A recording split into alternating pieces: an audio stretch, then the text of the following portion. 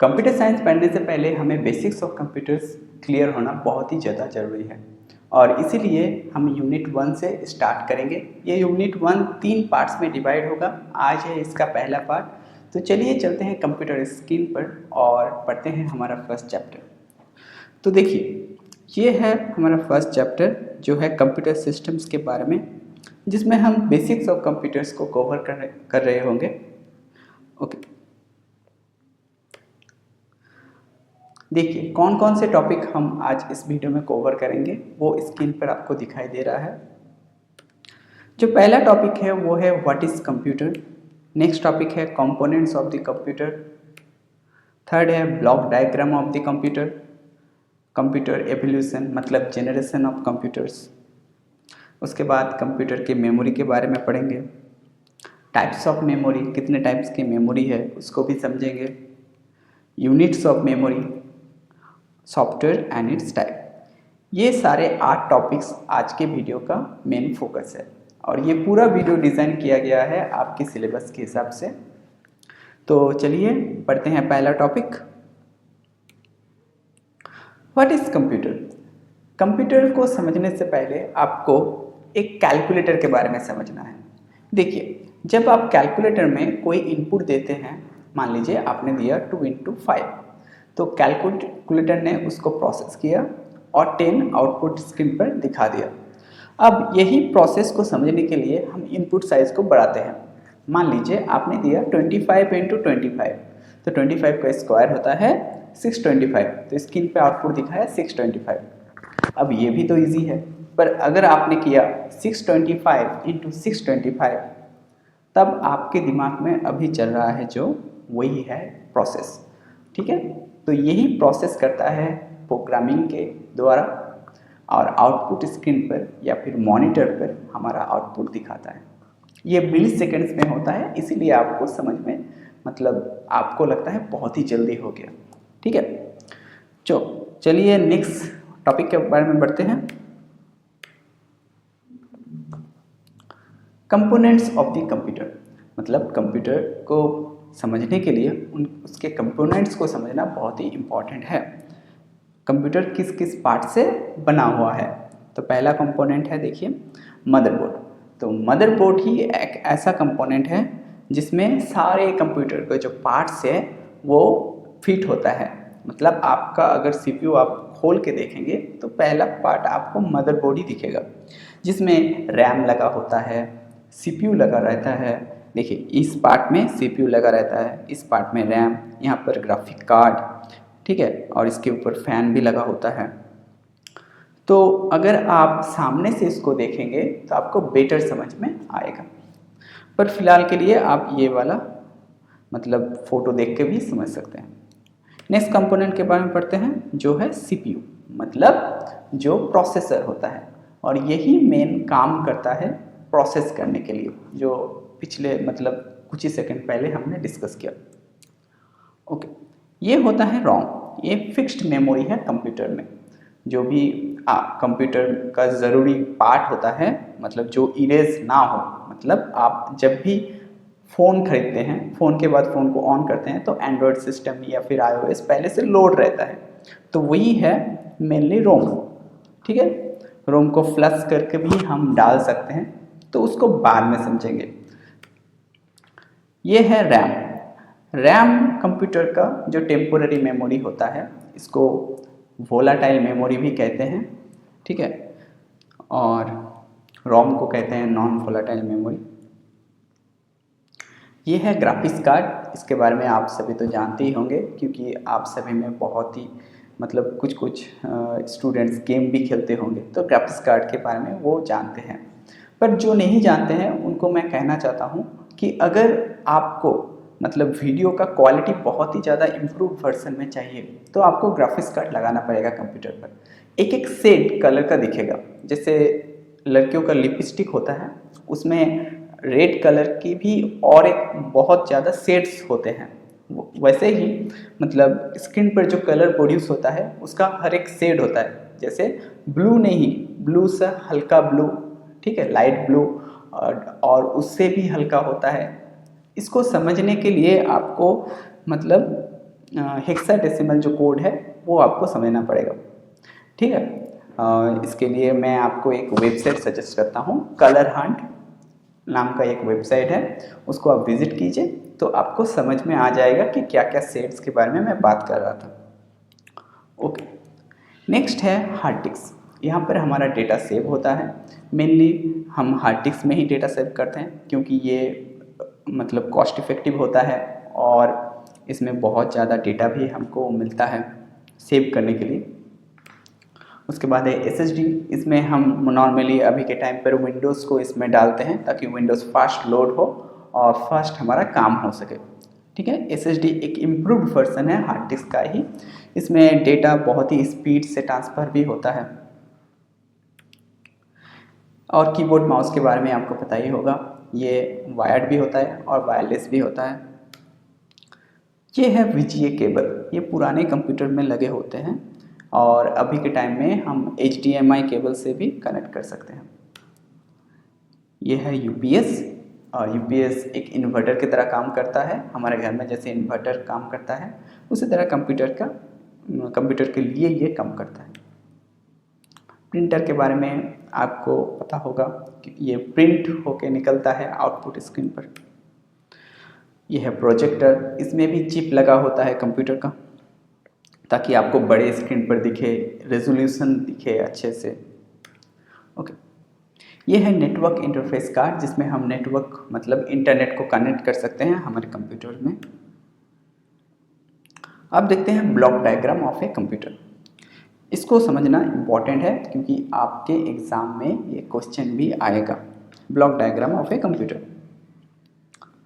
तो इसमें क्या है देखिए, इनपुट डिवाइस है, उसके बाद है CPU में आता है ALU, CU और प्राइमरी मेमोरी।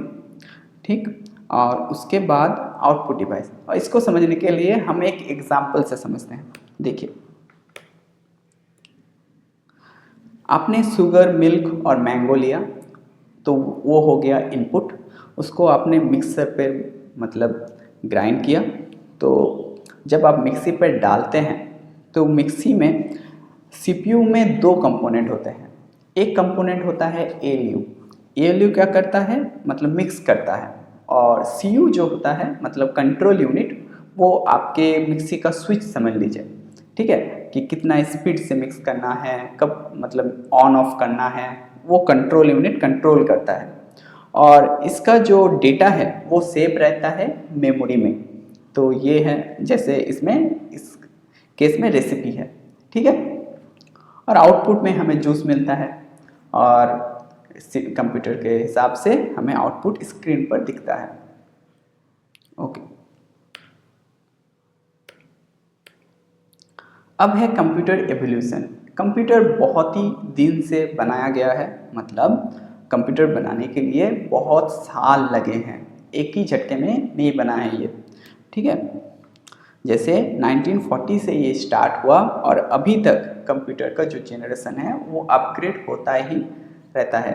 मतलब अभी देखिए ना, कितने सारे फ़ोन लॉन्च हो रहे हैं नए नए, उन सारे फ़ोन में जो प्रोसेसर है वो इम्प्रूव होके आ रहा है और जो कंप्यूटर है उसमें भी मतलब अपग्रेड हो रहा है प्रोसेसर में। तो जो फर्स्ट जनरेशन कंप्यूटर था उसमें वैक्यूम ट्यूब्स होते थे और ये एक हॉल के जैसा बड़ा होता था। ये कंप्यूटर एक एक प्रोसेस के लिए बहुत ही मतलब टाइम लगता था और ये बहुत स्लो भी होता था। उसके बाद 1956 से 63 तक हमने ट्रांजिस्टर का इस्तेमाल किया कंप्यूटर पर, जिसमें थोड़े छोटे हुए और स्पीड थोड़ा ज़्यादा हुआ। उसके बाद आया थर्ड जनरेशन कंप्यूटर जिसमें इंटीग्रेटेड सर्किट या फिर IC लगा होता था, ये उससे थोड़ा फास्ट। और उसके बाद आया माइक्रो प्रोसेसर जो अभी के कंप्यूटर पर लगे होते हैं। ठीक है, और 1980s के बाद आर्टिफिशियल इंटेलिजेंस का टाइम आ गया। AI के बारे में आप सभी को तो पता होगा, रोबोटिक्स के बारे में भी आप सभी को पता होगा। ठीक है, चलिए बढ़ते हैं नेक्स्ट टॉपिक में जो है कंप्यूटर मेमोरी। कंप्यूटर मेमोरी का मतलब क्या है देखिए, a computer system needs memory to store data and instruction for processing.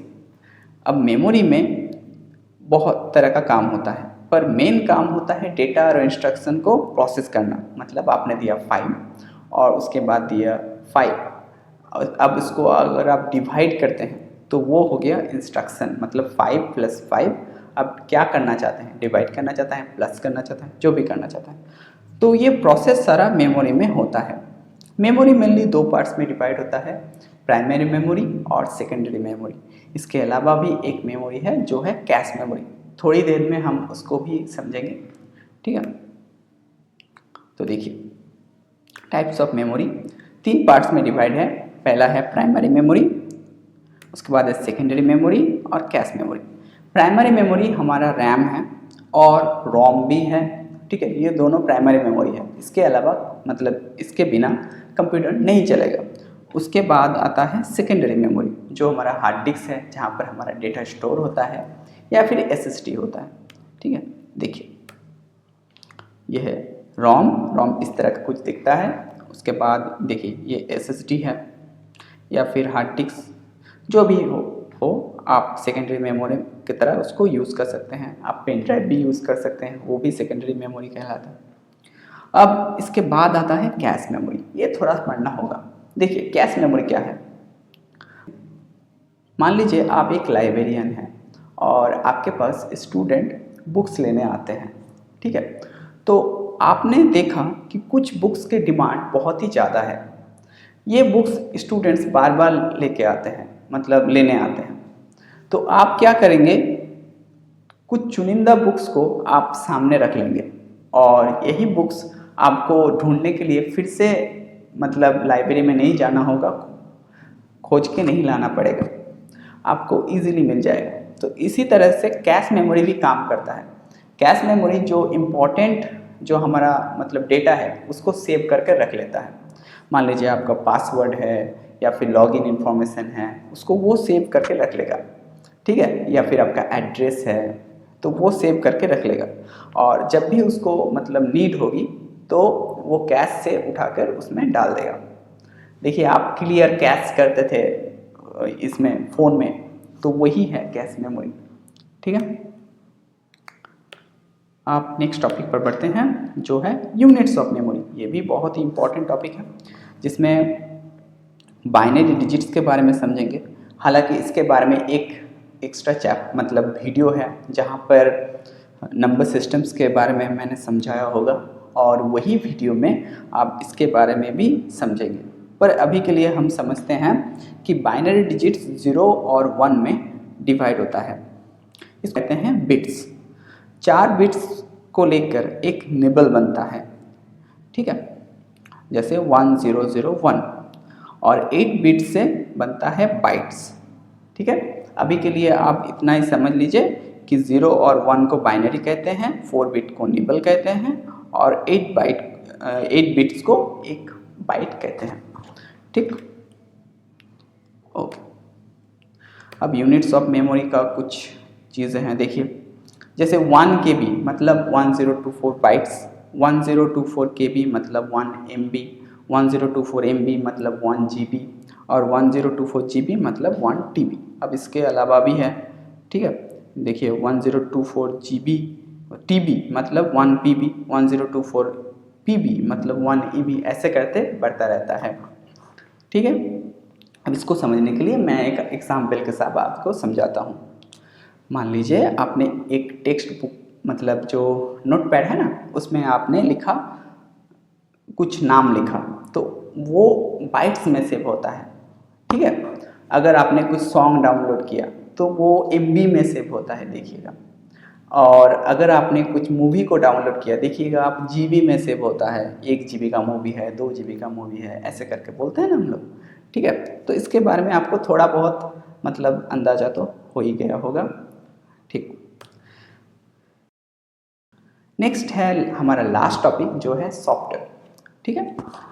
अब कंप्यूटर का जो हार्डवेयर है उसको इंटीग्रेट करने के लिए, मतलब उसको चलाने के लिए चाहिए सॉफ्टवेयर। सॉफ्टवेयर के बिना हार्डवेयर कुछ काम का नहीं है। मतलब हमारा जो शरीर है उसको अगर चलाना होगा तो हमारा दिमाग का काम करना होगा, ठीक है। अगर दिमाग अच्छे से काम नहीं करेगा तो हमारा हाथ पैर जो है वो कैसे मूव करेगा वो हम लोग को नहीं पता। तो उसी तरह से सॉफ्टवेयर है कंप्यूटर के लिए, सॉफ्टवेयर बहुत ही इंपॉर्टेंट है। तो till now we have studied about physical component और the hardware of the computer system, ठीक है। But the hardware is of no use of its own, hardware needs to be operated by set of instructions.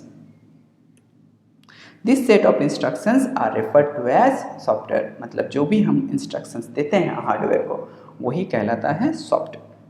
और ये instructions हम Python में भी देके समझेंगे। इसके बाद देखते हैं क्या है, ठीक है। It is that component of the computer system which you can not touch और व्यू फिजिकली, मतलब सॉफ्टवेयर को हम देख नहीं सकते फिजिकली, ठीक है, पर हम इसे फील कर सकते हैं।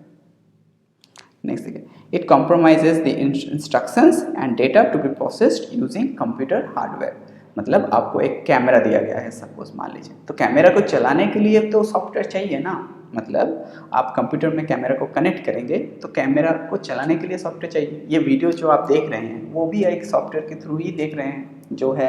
अगले वीडियो में हम क्या सीखेंगे, अगले वीडियो में हम ओएस और उसके फंक्शन के बारे में समझेंगे और प्रोग्रामिंग टूल्स के बारे में समझेंगे और बूलियन लॉजिक और डी मॉर्गन लॉ के बारे में भी समझेंगे, ठीक है।